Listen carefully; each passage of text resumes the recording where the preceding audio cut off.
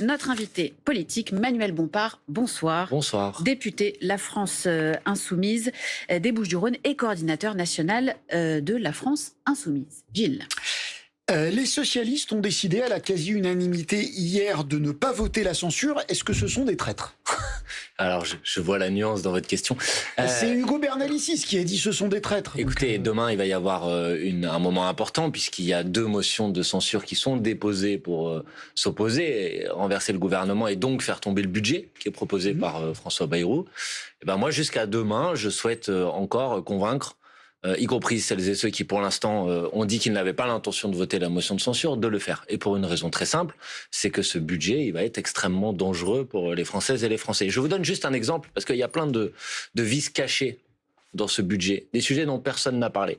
Est-ce que vous savez, par exemple, que dans le budget aujourd'hui proposé par M. Bayrou, il y a une taxe sur les micro-entrepreneurs qui fait qu'aujourd'hui, vous avez 200 000 personnes en France qui vont payer 2 000 € de TVA en plus que ce qu'ils payaient avant, en raison du budget de François Bayrou. Est-ce que vous savez qu'il y a dans le budget de François Bayrou une baisse de l'enveloppe consacrée aux aides personnelles au logement, aux APL? Est-ce que vous savez que dans le budget de François Bayrou aujourd'hui, vous avez une remise en cause et une baisse de la prime d'activité? Vous savez, la prime d'activité, c'est ce qui est touché par un certain nombre de salariés qui ont des salaires extrêmement faibles, notamment salaire au SMIC, pour leur permettre de gagner un petit peu plus d'argent. Tout ça, très concrètement, et en plus de toutes les coupes qu'il y a dans les ministères, c'est les conséquences de l'adoption de ce budget. Et donc je pense, pour répondre à votre question, que quand on est membre du Parti Socialiste, qu'on a été élu sous l'étiquette du nouveau Front Populaire, si on veut être en cohérence, si on ne veut pas renier et trahir de ce point de vue-là les engagements qu'on a pris devant les électrices et les électeurs, il faut voter la motion de censure. D'accord, il faut la voter, mais enfin j'imagine que ce sont des lecteurs aussi attentifs que vous, les socialistes, et manifestement tout ce que vous avez dit, ils le savaient,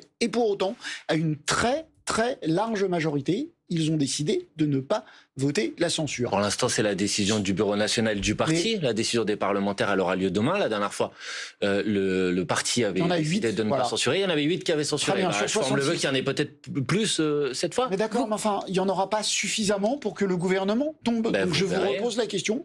Les socialistes qui ne voteront pas la censure, comment vous les qualifiez ? Non, mais ensuite, évidemment que tous les parlementaires élus sous l'étiquette du nouveau Front Populaire qui n'auront pas voté la motion de censure, et donc qui, de ce point de vue-là, auront renié les engagements pris devant les électrices et les électeurs, de mon point de vue, c'est clair, ils seront passés dans le camp des soutiens au gouvernement, et donc ce ne seront plus des partenaires politiques, ça me paraît être certain. Des traîtres ?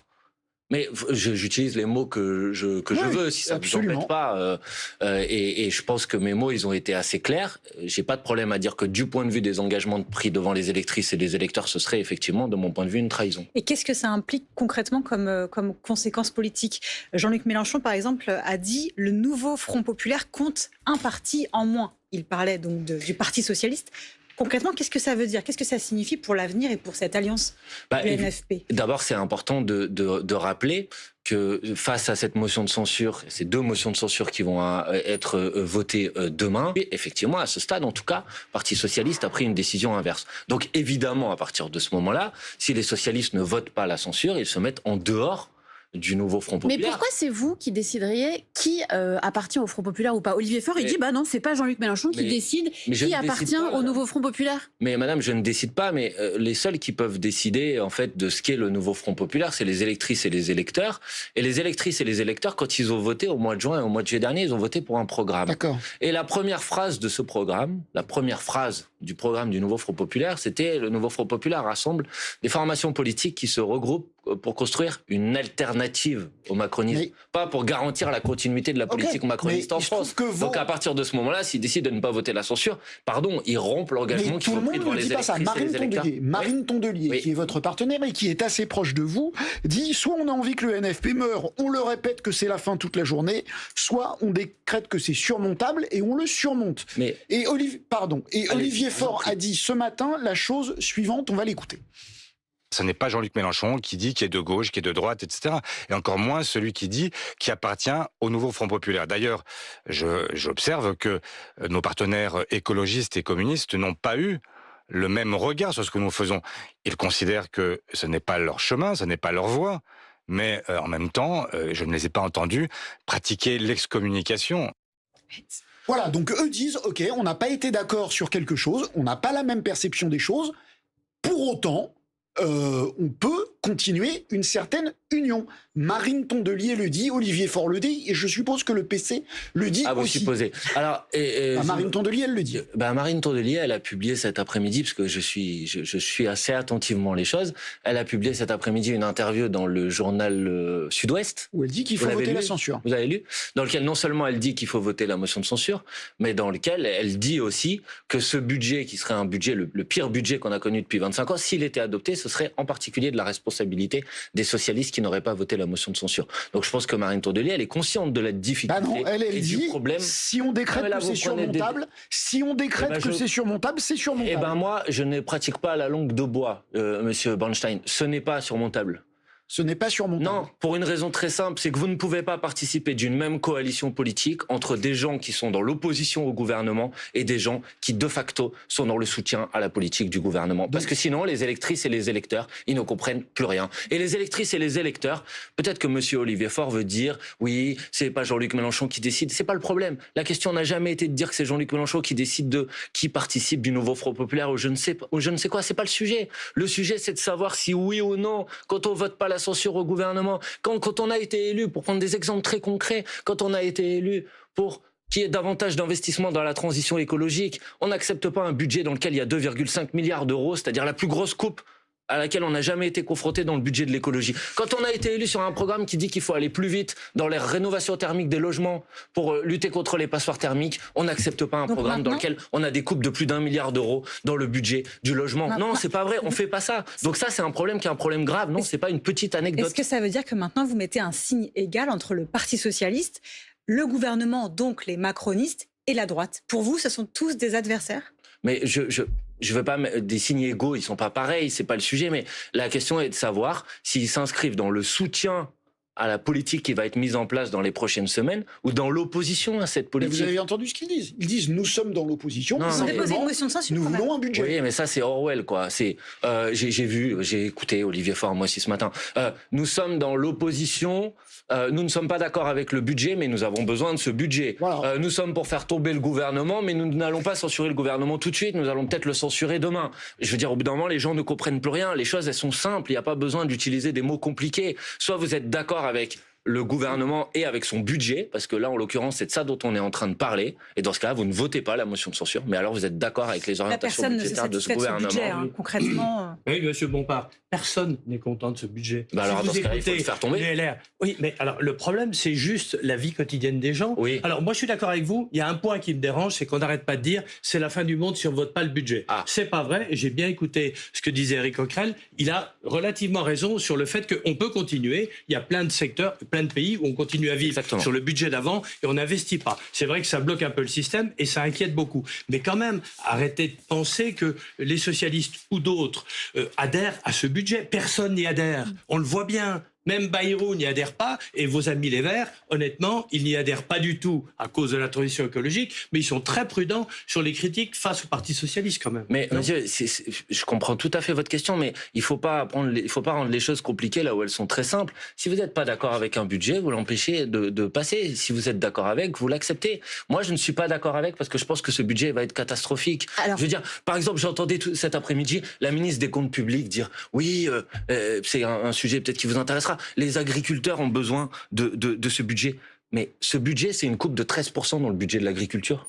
Est-ce qu'il y a quelqu'un qui a regardé précisément ce que ça voulait dire ?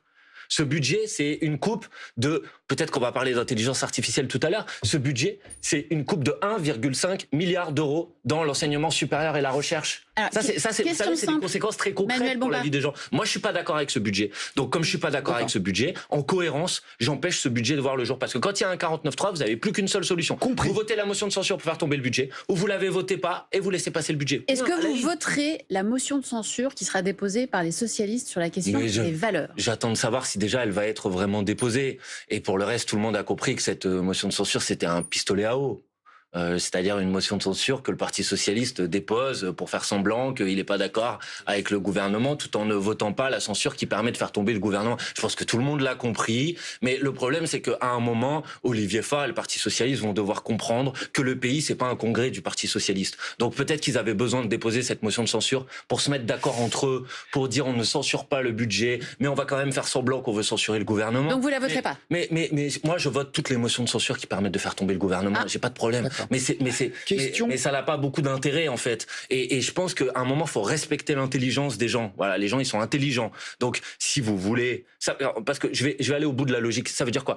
Donc, ça veut dire que le Parti socialiste veut faire tomber ce gouvernement, mais accepte le budget. Parce que précisément, si vous déposez une motion de censure sur autre chose que sur le budget, ça veut dire que vous êtes d'accord avec le budget, mais que vous voulez faire tomber le gouvernement. Ça n'a aucun sens. Donc, faut pas prendre les gens pour des imbéciles. Il y a une motion de censure, c'est celle qui peut passer, elle va être examinée demain à l'Assemblée nationale. Ceux qui veulent faire tomber le gouvernement, ils la votent. On a compris votre point de vue. Dernière question sur cette. Je suis franc, vous voyez. Pas de langue de bois. Je dis les choses franchement. Faut pas prendre les gens pour des imbéciles. La même franchise et la même absence de langue de bois. Vous l'avez dit, c'est pas surmontable avec le PS. Est-ce que ça veut dire... j'ai pas dit ça. J'ai dit c'est pas surmontable avec celles et ceux qui décideraient de ne pas voter la motion de censure. Dont acte. Ok. Est-ce que ça veut dire qu'il y aura des candidats insoumis contre tous les maires socialistes sortants, ou en tout cas tous ceux qui auront soutenu la non-censure? Vraiment, vous, ce qui vous passionne, c'est la politique. Parce que vous, ça vous intéresse pas. Les élections, quand même, c'est un peu. Alors vous, gagner des élections, vraiment. Franchement, vous en. Excusez-moi, je vais répondre à votre question parce que j'ai pas d'habitude d'esquiver les questions, mais acceptez quand même l'idée que peut-être ce qui intéresse, y compris les gens qui nous écoutent, c'est de savoir à quelle sauce ils vont être mangés avec ce budget. Vous avez parlé. Donc depuis le début, j'essaye de vous parler des. Parce qu'ils ont compris qu'il y avait des réductions de dépenses. On vous a expliqué religieusement. Je vais y répondre, mais ça, je pense, c'est quand même les sujets les plus importants. Pour le reste, il y a des élections municipales qui vont avoir lieu l'année prochaine en 2026. Évidemment, la France insoumise, les insoumis, ils s'engageront dans cette campagne. Et moi, je les appelle dans toutes les communes à travailler à la constitution de listes insoumises. Après, il peut y avoir dans certaines communes des discussions avec d'autres formations politiques. Moi, c'est ce que je souhaite. Donc, je vous dis pas que dans toutes les communes, parce qu'il y en a beaucoup, des communes, il y aura des listes insoumises. Mais oui, je pense que la France insoumise, avec tous ceux qui le souhaitent, elle veut travailler à des objectifs. Là aussi, avec pas des objectifs politiciens, mais avec des objectifs de transformation de la vie des gens qui habitent dans ces communes.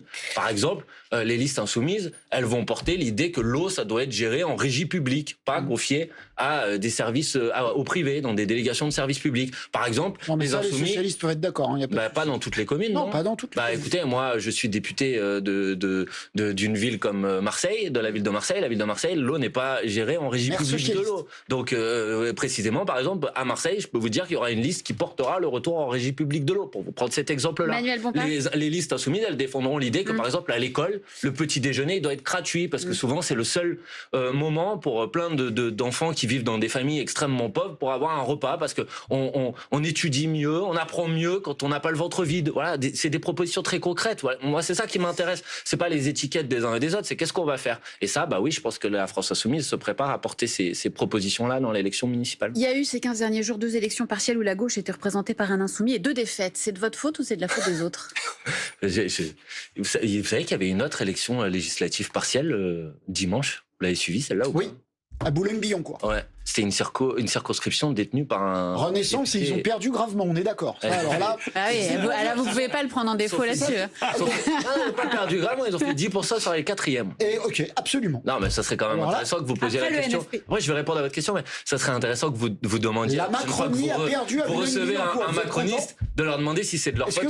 Mais on lui posera la question. Est-ce que vous avez un doute sur le fait qu'on leur aurait pas demandé si on avait un macroniste devant nous? Maintenant, oui, j'ai un doute, mais c'est pas grave. Maintenant, pour le reste, vous m'interrogez en particulier sur l'élection municipale qui a eu lieu. Et la législative de l'Isère. La législative, on pourra y revenir après, mais je les prends une par une, parce que moi, j'essaye de faire des analyses un peu sérieuses, quoi. Contrairement à nos questions. Non, je veux pas vous faire ce reproche, mais par exemple, là, on parle de l'élection municipale partielle de Villeneuve-Saint-Georges qui a eu lieu dimanche soir. Vous êtes d'accord? C'est de cette élection dont on parle. Non, vous parlez des deux. Mais la question, elle s'expliquait. Oui, non, mais je précise quand même que la question, elle s'expliquait aussi par le fait qu'on a entendu le candidat qui a aucune remise en question, qui disait j'ai perdu, c'est de la faute des autres. Alors, dans cette élection, notre candidat, Louis Boyard, et ses colistiers ont réalisé à peu près 38% des voix au second tour de cette élection municipale. La dernière fois qu'il y a eu une élection municipale dans cette commune, parce que c'est quand même important de comparer les élections les unes avec les autres, c'était en 2020. Et la liste de gauche, qui était la seule liste de gauche au second tour, dirigée par un communiste à l'époque, avait fait 27%. Donc, et on peut dire qu'aux législatives, Louis Boyard, dans la ville, avait fait plus de 60% au premier tour. Aux législatives de 2024. Et puis on peut aussi dire qu'aux législatives de 2022, c'était la droite qui avait été majoritaire. Puis on peut aussi dire, si vous voulez, qu'au régional de 2021, la droite a été très largement majoritaire. Vous allez nous dire que c'est pas une défaite. Vous allez nous dire que c'est pas une défaite, Manuel Bompard. Non, je suis pas en train de vous dire que c'est pas une défaite. Évidemment que moi je souhaitais que la liste insoumise puisse gagner. Je vous dis juste que par rapport à l'élection de 2020, c'est une liste qui est en progression. Cette progression, je vous le confirme, n'a pas suffi pour pouvoir gagner, mais je trouve qu'il y a plutôt du terrain qui a été remonté par rapport à 2020. Évidemment, j'aurais préféré gagner. Et là, la victoire n'a pas été possible cette fois-ci. Alors maintenant, si vous m'interrogez sur les responsabilités de cette victoire, il est évident que la décision qui a été prise par l'autre liste de gauche qui regroupait notamment les communistes de cette progression et de cette défaite, il est évident que la décision qui a été prise par les communistes, les écologistes, les socialistes, qui s'étaient regroupés quand même, c'est important de le dire, sur une autre liste au premier tour, et la liste insoumise toute seule a battu cette autre liste au premier tour. Exact. Vous voyez, comme type de défaite, il y a pire quand même. Il est évident que la décision de l'autre liste de gauche de ne pas fusionner, de refuser la fusion qui a été proposée par Louis Boyard au deuxième tour, handicapé. Elle s'est retirée en appelant à voter pour vous. Non, à battre la droite. Oui, mais évidemment, mais c'était quand même un appel extrêmement tiède. Et il me semble évident que s'il y avait eu une volonté de ces autres formations politiques et qu'ils avaient accepté la fusion, alors peut-être qu'on aurait eu plus de chances de gagner. Voilà. Ça me paraît être une analyse lucide, ça. Un enseignement, c'est quand même qu'il y a eu un sursaut de mobilisation entre les deux tours de cette élection. Et que certains électeurs, peut-être, se sont mobilisés davantage pour cette candidate de droite, voyant qu'il y avait un candidat LFI en face. Est-ce que vous craignez cet effet repoussoir de l'étiquette LFI ? Madame, bon, d'abord, il y a eu effectivement une légère augmentation de la participation entre les deux tours. On est encore à moins de 40% de participation. Je pense que personne ici qui est attaché à la démocratie trouve que c'est une participation très importante. Tout à fait. Moins de 40% de participation à une élection municipale partielle. Il y a eu effectivement des nouveaux électeurs entre le premier et le deuxième tour. Moi qui regardais précisément les choses, vous voyez, qui regardais les analyses bureau par bureau, il y a eu des nouveaux électeurs qui sont venus voter à droite, c'est vrai, et puis il y a aussi des nouveaux électeurs qui sont venus voter pour la liste de Louis Boyard. Je peux vous en faire la démonstration chiffrée, mathématique, si vous le souhaitez.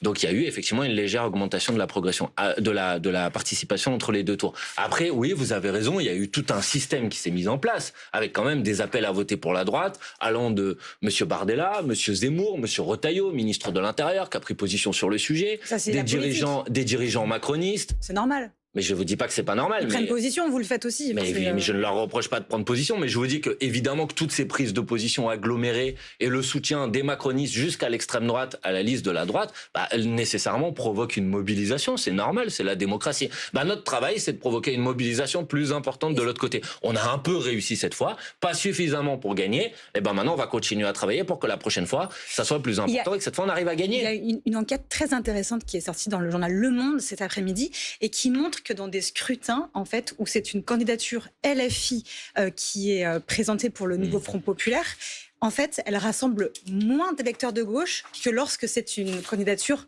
Parti socialiste, Parti communiste ou écologiste. Est-ce que ça vous interroge, Manuel Bompard ? Non, d'abord, si vous regardez cette étude avec précision, une fois que vous enlevez les circonscriptions dans lesquelles il y a eu des dissidences, tout ça, par exemple, le score moyen réalisé par les candidats insoumis est à peu près équivalent au score moyen réalisé par les écologistes. Vous pourrez regarder ça en détail. Pour le reste, qu'est-ce que ça veut dire ? Ça veut dire que quand il y a une union, une coalition de type NUPES ou NFP, ça veut dire que l'électorat insoumis, c'est le plus loyal à l'union. Ça veut dire que quelle que soit l'étiquette du candidat, il se déplace de la même manière. Mais ça veut dire aussi que... Attendez.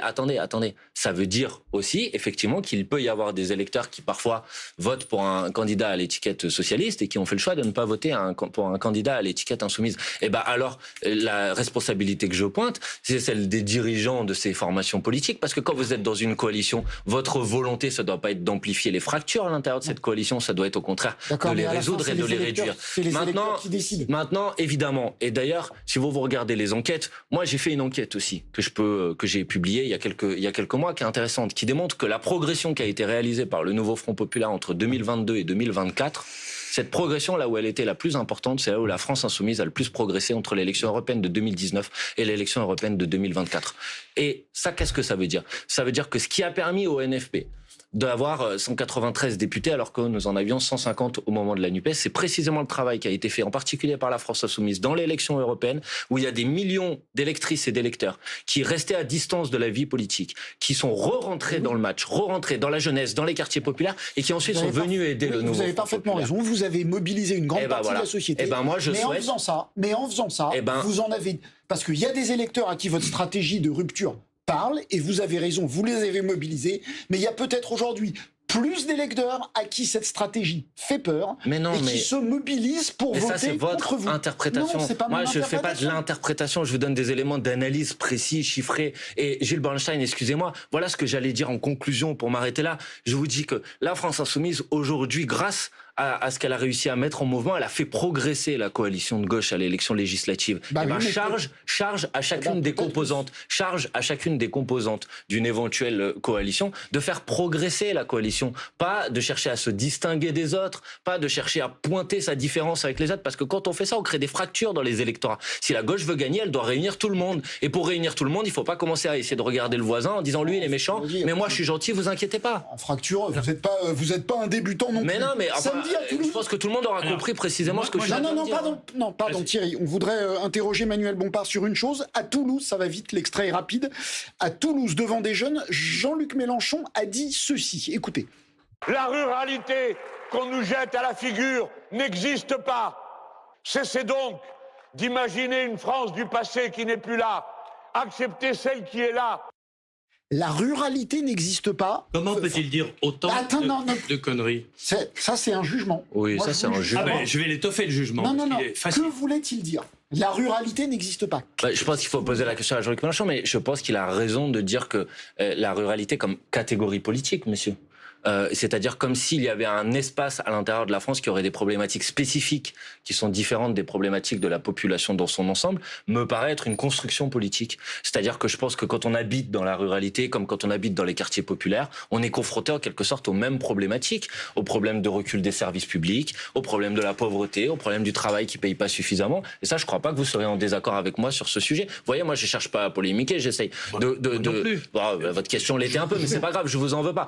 Mais voilà ma réponse à la question que vous m'avez posée. La réponse de Jean-Luc Mélenchon, elle est beaucoup plus précise que ça. La ruralité, pour lui, je vous rassure, les gens qui vivent à la campagne, comme nous, on ne parle pas de ruralité, c'est un terme trop techno. Je suis d'accord avec vous. On vit à la campagne, c'est beaucoup plus simple, ou dans les territoires, ou dans des terroirs. La première chose. La deuxième chose, il affirme très clairement, mais c'est normal, je vous dis ça, je vous parle de la Nouvelle-France parce que les agriculteurs sont 2%. C'est le pire exemple qu'on puisse donner. La ruralité, c'est 22 millions de personnes qui vivent dans les campagnes et dans les villes de moins de 2000 habitants. Oui. C'est 22 millions de gens qui viennent à la campagne très fréquemment. C'est quoi ça? Les agriculteurs, c'est toujours 400 000. Avoir la vision d'une ruralité qui se réduit à l'agriculture, mais les agriculteurs, ils sont très peu. Mais la vie quotidienne dans nos campagnes, mais c'est pas vous qui le dites, c'est Mélenchon qui affirme que la Nouvelle-France et le grand remplacement par les gens des banlieues se fera parce qu'il n'y a plus